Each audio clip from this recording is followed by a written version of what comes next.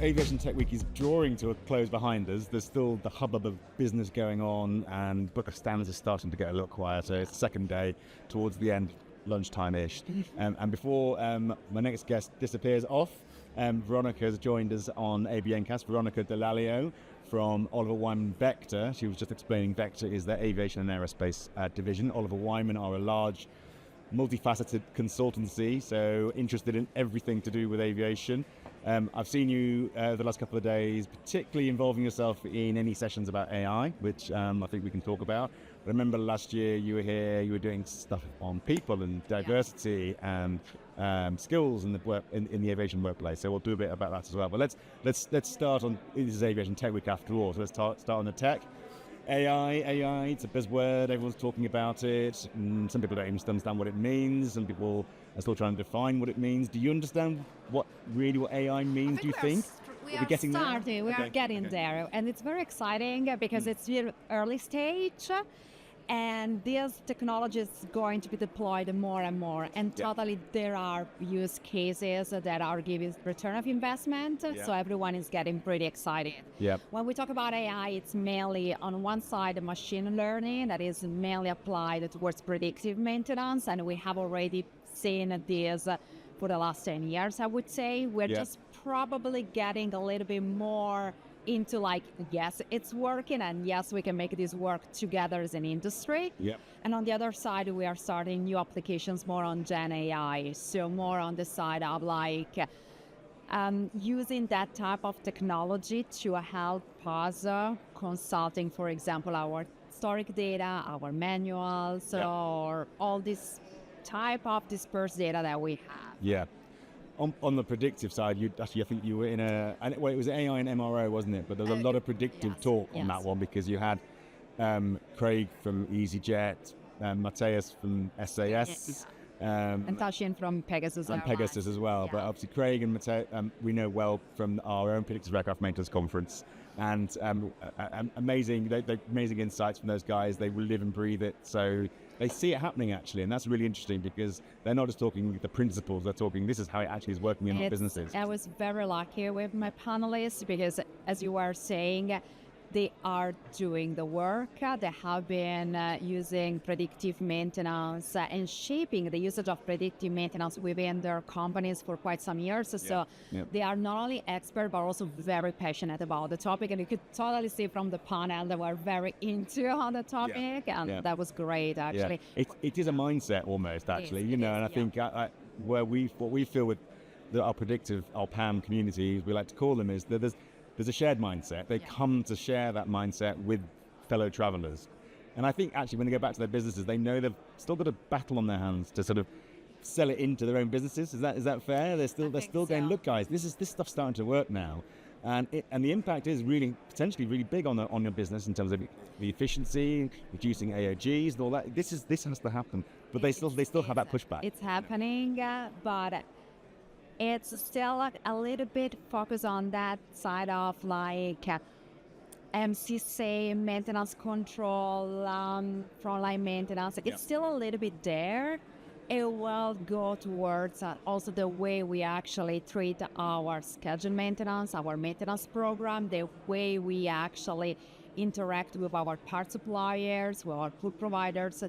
It's going to have that effect. And if we want to have effective predictive maintenance applications integrated in our processes, that's the way it has to be. And you get the feeling, actually, because the tech's developing outside of aviation in terms of cloud compute, the power of technology, that predictive time is coming. It's not a new concept, obviously, and actually other sectors are being predictive and automated and so on, but maybe in aviation his time is coming. Do you feel that? I hope so. It's definitely, we're not like the quickest industry, let's say, to change, but it's coming. Also because we are seeing difficulties in supply chain of parts, and we are seeing difficulties in recruiting maintenance and even engineers. So possibly we have space for growing those type of technologies and help us working efficiently, even with maybe with a little bit less people and less experience. But this is it. So there's the drivers in terms of the commercial side and the operational side. we're more efficient, we make more money, and a lot of the airlines don't make enough money. We know that. People think they do, but really, margins aren't great. But it also ties in with the people thing, which is the other thing we wanted to talk about. So you've got the AI, the technology, which is the help for, well, it can fill the gaps where you haven't got people in skills, or maybe even people who are experienced enough. So that's driving this, isn't it? But exactly. But as we were discussing last year, the other way to fill the gap is also trying to recruit people, more diverse people. So historically, aviation is a very white male-dominated industry. I have to be honest on this. So it's definitely time to be more open and push our industries towards more women, people of colors, people coming from different countries. What does that do for you? I mean, yes, you get different thoughts, different ideas. Literally things will change because of that, or it's just, or you're just widening the pool of talent potentially. No. I can experience this myself because I'm very lucky. My team within Vector, I work in the digital services team, so we are a cross between like aviation experts and IT data experts. And we're a very diverse team. We are about 15 people. 40% of the teams are women.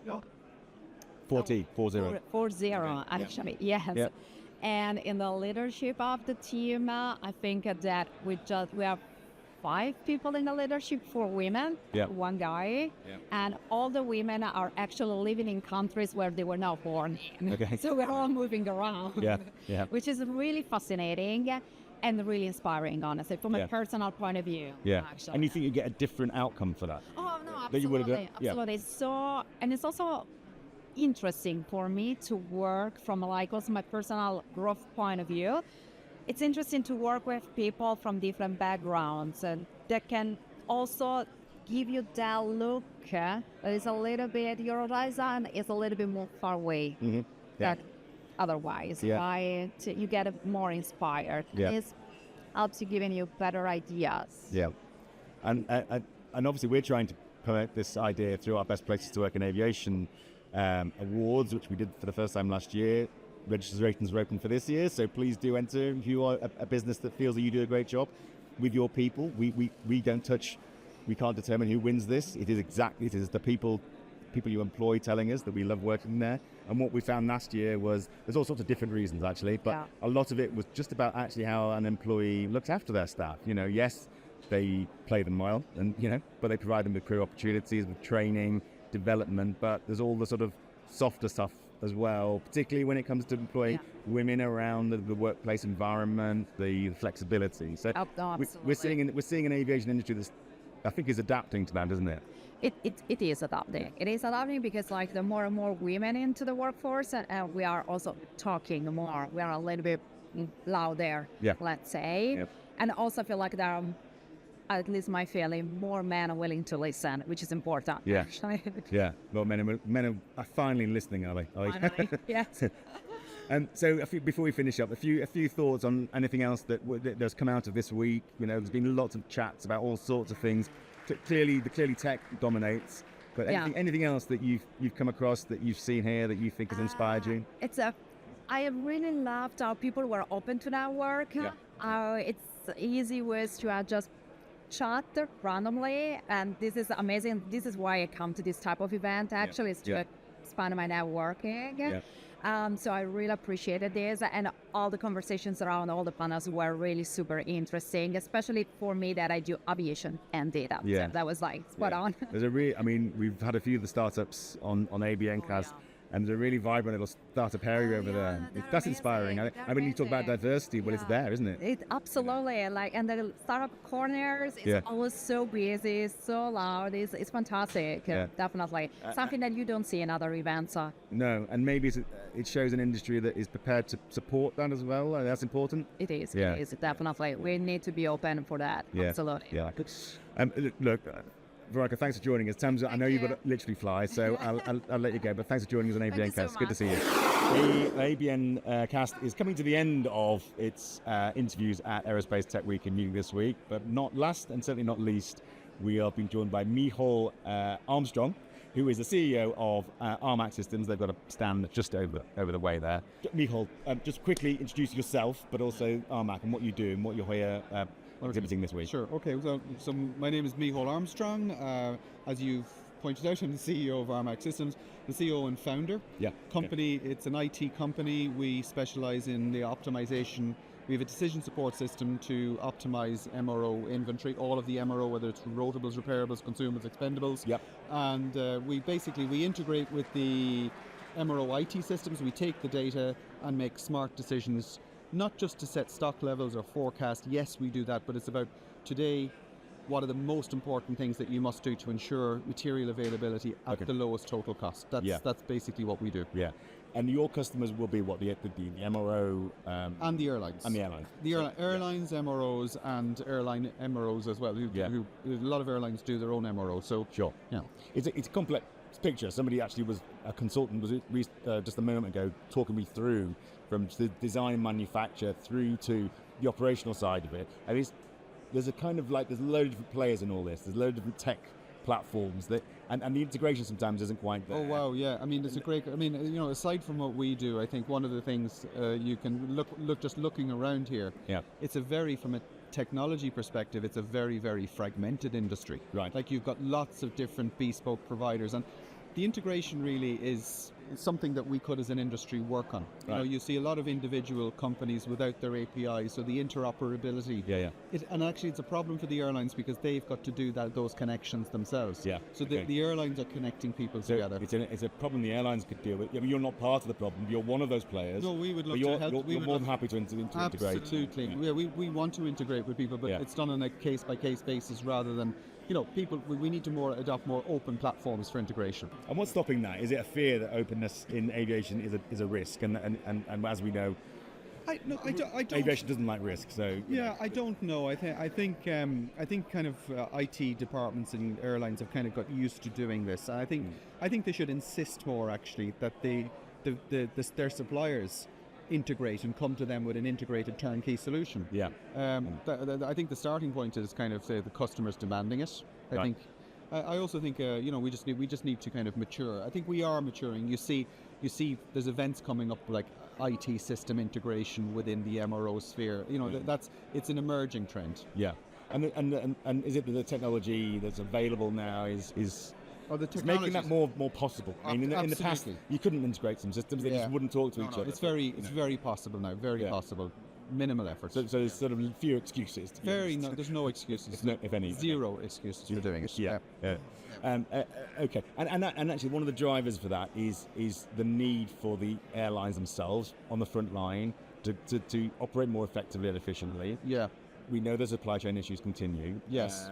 So they've got to keep their aircraft up in the air, older aircraft often as well now. So more now because of the supply chain issues. Yeah. And that's from Boeing and Airbus, but it's also from the parts supply as well. Yeah, but there's an interesting point there because the supply chain issues affecting the delivery of new aircraft. Yeah.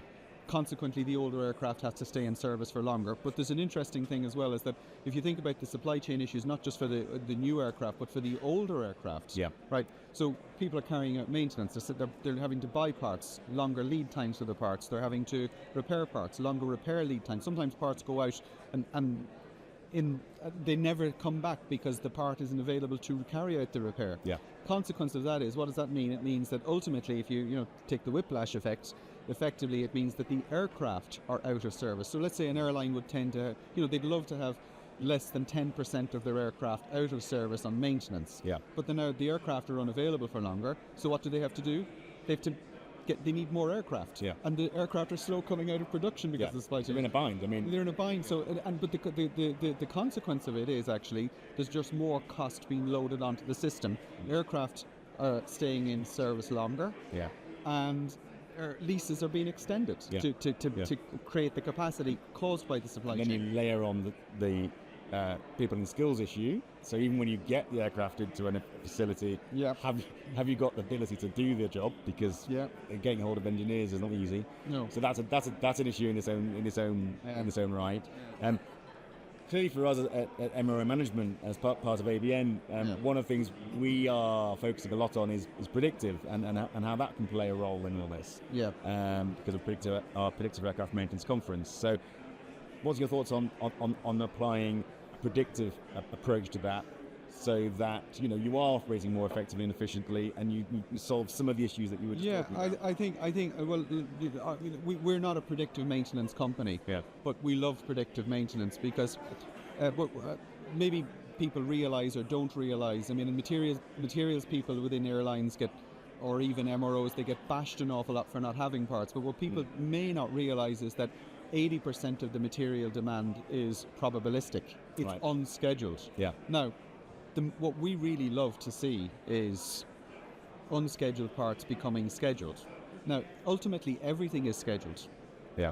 When the failure happens. Yeah. Now, if you can have advance notice on that, your supply chain has more time to react. Yeah. So what we'd like is a week's notice or 2 weeks' notice to expedite repair or carry out a forward exchange. So, the whole thing about integrating, it's not just you think about it simply and you say, we've got to change that part before it fails so there's no operational disruption. But if you think about it from a supply chain perspective, really what you want is the supply chain to be gearing up to have the part available when it's needed. Yeah. And that can change the priorities and make the airline more efficient, but also you're not buying AOG. You're not carrying, so everything becomes cheaper and more controlled. So anything that we can do to kind of effectively, what I always say is a predictive maintenance event is an unscheduled event that you have got prior notice of. Right. Yeah. And you're turning an unscheduled event into short-term planned event. Yeah.